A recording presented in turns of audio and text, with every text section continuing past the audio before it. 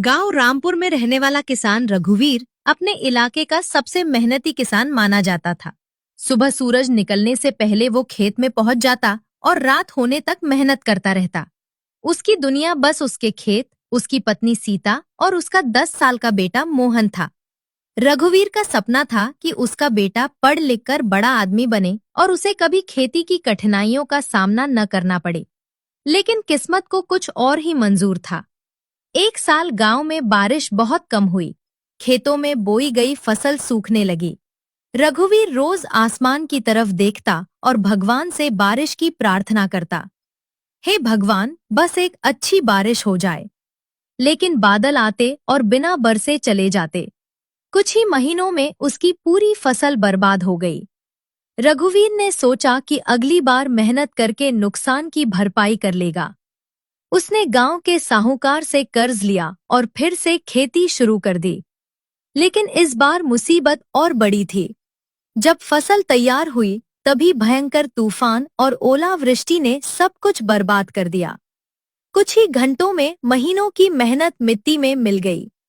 रघुवीर खेत के बीच बैठकर रोने लगा।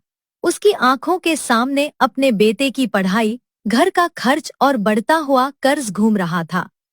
उस दिन पहली बार उसने खुद को पूरी तरह टूटा हुआ महसूस किया।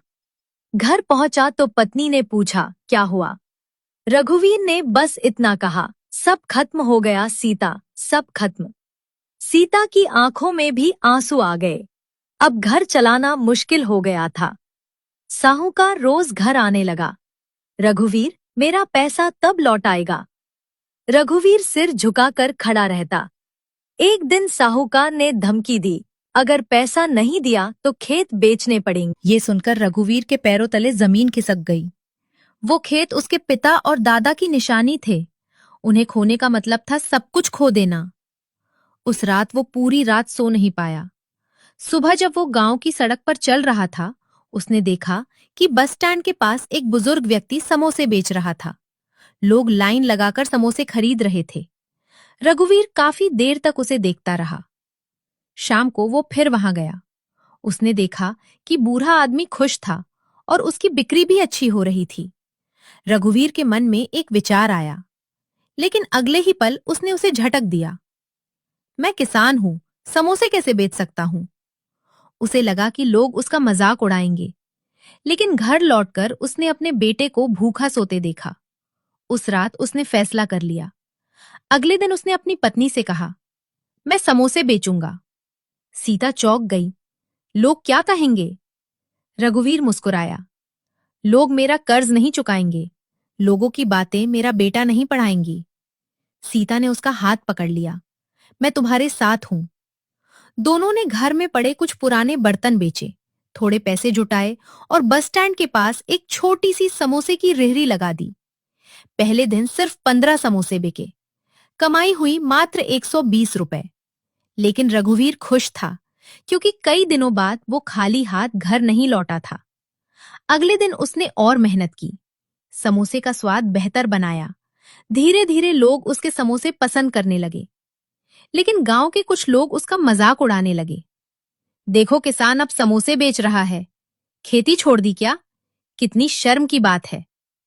ये बातें सुनकर उसका दिल दुखता था, लेकिन वो चुप रहता, क्योंकि उसे पता था कि उसका लक्ष्य बड़ा है। दिन गुजरते गए। रघुवीर सुबह 4 बजे उठता, आलू उबालता, मसाला तैयार करता, समोसे बनाता और फिर पूरे दिन रेहड़ी पर खड़ा रहता। धीरे धीरे उसकी मेहनत रंग लाने लगी। अब रोज सैकड़ों समोसे बिकने लगे। उसके समोसे आसपास के गांव में भी मशहूर हो गए। लोग दूर दूर से आने लगे। एक दिन शहर के एक व्यापारी ने उसके समोसे खाए। उसे स्वाद इतना पसंद आया कि उसने कहा, क्या तुम मेरी दुकान के लिए रोज 500 समोसे बना सकते हो? रघुवीर की आंखें चमक उठीं। ये उसके जीवन का सबसे बड़ा मौका था। उसने तुरंत हाँ कर दी। अब उसका छोटा सा काम तेजी से बढ़ने लगा। कुछ ही महीनों में उसने अपना सारा कर्ज चुका दिया। साहूकार पहली बार उसके घर आया और बोला, रघुवीर, तुमने कमाल कर दिया। रघुवीर बस मुस्कुरा दिया। उसे किसी को जवाब देने की जरूरत नहीं थी। उसकी सफलता ही उसका जवाब थी। समय बीतता गया। अब उसके पास एक छोटी दुकान थी। फिर दुकान से बड़ा रेस्टोरेंट बन गया। उसने गांव के कई बेरोजगार युवाओं को काम दिया। जो लोग कभी उसका मजाक उड़ाते थे, वही लोग अब उसकी तारीफ करते थे। लेकिन कहानी का सबसे भावुक पल अभी बाकी था। एक दिन उसका बेटा मोहन शहर से पढ़ाई पूरी करके लौटा। उसके हाथ में डिग्री थी। वो इंजीनियर बन चुका था। मोहन ने अपने पिता के पैर छुए और कहा, पिताजी, अगर आपने उस दिन लोगों की परवाह की होती तो आज मैं यहां नहीं होता। रघुवीर की आंखों से आंसू बहने लगे। उसे अपने संघर्ष के सारे दिन याद आ गए। सूखे खेत, बर्बाद फसल, साहूकार की धमकियां, लोगों के ताने और वो छोटी सी समोसे की रेहड़ी। सब कुछ उसकी आंखों के सामने घूम गया।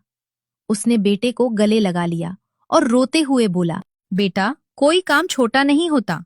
छोटा होता है हार मान लेना। पूरा परिवार रो रहा था, लेकिन ये आंसू दुख के नहीं, खुशी और गर्व के थे।